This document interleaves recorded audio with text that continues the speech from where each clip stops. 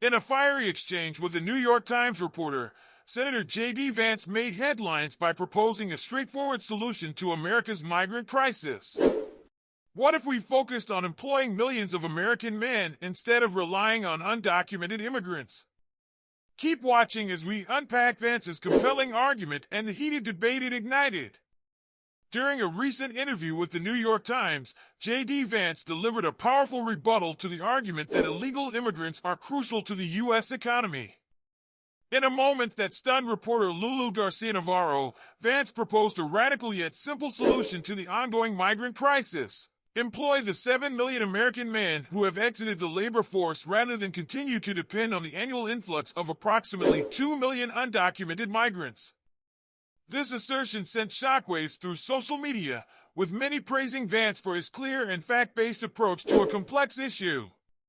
Vance passionately argued against the narrative that American businesses need cheap immigrant labor to function effectively. He echoed former President Donald Trump's proposal to deport all undocumented individuals living in the U.S., claiming that America does not need to rely on low-wage immigrant workers. His comments sparked significant online buzz, with MAGA supporters lauding him for his articulate and assertive stance. JD Vance leaves NYT reporter Lulu Garcia-Navarro speechless, one social media user remarked, while another praised him for his charisma and factual rebuttals. In a critical exchange, Garcia-Navarro raised concerns about the potential fallout from such a policy, suggesting that deporting undocumented immigrants could worsen the housing crisis and disrupt the blue-collar labor force. To this, Vance countered, asserting that the current dependency on illegal labor was a misguided belief that undermines the capabilities of American workers. He pointed out that many American men would be willing to take on jobs in sectors like construction if they were offered livable wages rather than being undercut by cheaper labor. One of the most deranged aspects of illegal immigration is this mindset that we can only build houses with undocumented workers, Vance declared. He underscored the plight of the 7 million American men who have left the workforce, arguing that the real challenge lies not in the availability of labor but in the wages offered for these essential jobs.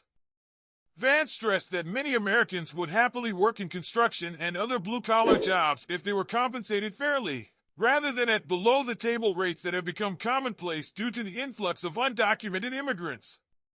The senator also noted that the unemployment rate doesn't account for those who have dropped out of the labor force. These individuals are often the most qualified for such jobs but feel disconnected from the American workforce. Vance's plan, should a Trump-Vance administration take office, includes actively working to remove all undocumented immigrants, which he claims would alleviate the housing crisis by making more homes available to American citizens. Vance pointed to the fact that 25 million undocumented immigrants are contributing to the housing shortage, arguing that their removal would help clear up space for Americans in need of homes. He stated, "We cannot have an entire American business community that is giving up on American workers and then importing millions of illegal laborers." This statement encapsulated his frustration with current immigration policies and their impact on the American middle class, which he believes are being eroded by the acceptance of cheap labor.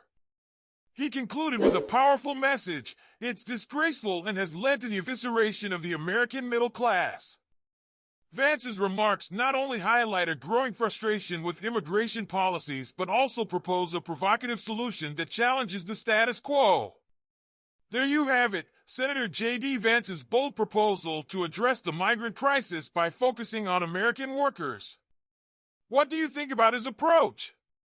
Is it time to rethink our immigration policies and prioritize American labor? Let us know your thoughts in the comments below, and don't forget to like, subscribe, and hit that notification bell for more insightful political commentary. Thanks for tuning in!